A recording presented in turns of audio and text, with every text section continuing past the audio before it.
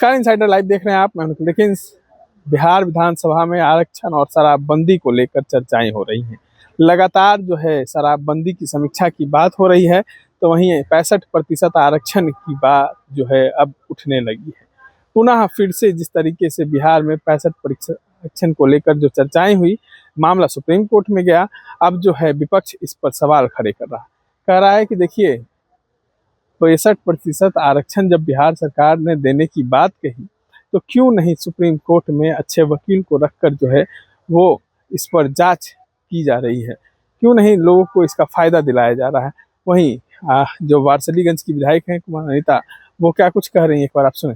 Generate किया वो समझने की जरूरत है।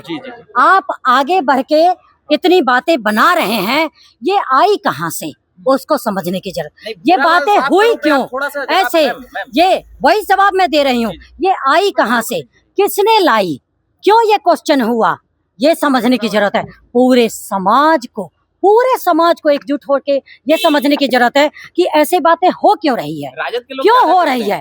और आपको भी समझने की जरूरत है, आप क्यों ऐसे सवाल करते हैं, आप ऐसे सवाल है क्यों कर रहे हैं। मैं सभी को एक साथ ये कह रही हूँ, आप ऐसे सवाल है क्यों करते हैं, बताइए। ये पूरी आवाम को एकजुट करना आपकी जिम्मेदारी बनती है, ना कि दिग्भ्रमित करना, ना कि बांटना। आपकी पार्टी शराबबंदी को लेकर देखिए मैं बताऊं कौन पार्टी क्या कर रहा है, कौन पार्टी क्या कर रहा है, क्यों कर रहा है। आप पार्टी से हट के बात करिए। मैं एक क्रांतिकारी हूँ, बहुजन समाज की आवाज हूँ मैं, इसलिए मैं बहुजन समाज की बातें करूंगी। उनके हक और अधिकार दिलाने के लिए मैं जान पर खेलने वाली लेडीज हूँ।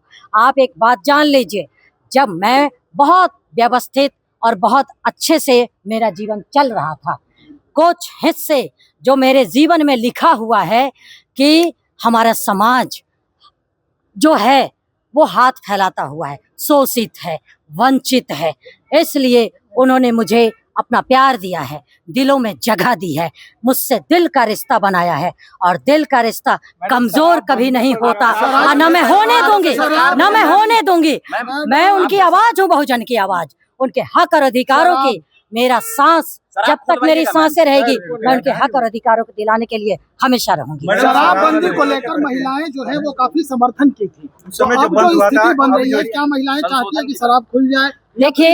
देखिए बढ़ेगा या रुकेगा? देखिए महिलाएं निश्चित रूप से जागरूक हो रही हैं, वो भी समझ रही हैं कि पहले तो ये समझने की जरूरत है, अगर शराबबंदी हुई तो आप देख रहे हैं क्या शराबबंदी का मतलब बंदी होता है ना, तो क्या बंदी है?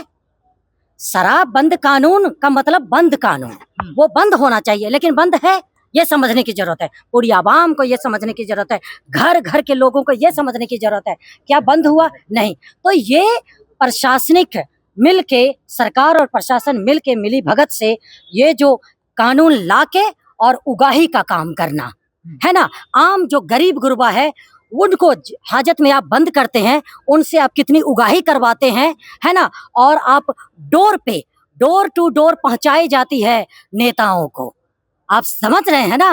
हाँ, नेताओं को, और हर घर में आप देखते हैं ना किस तरह से पहुंचाई जाती है, होम डिलीवरी हो रही है। तो आप बंद कानून कहाँ हुआ?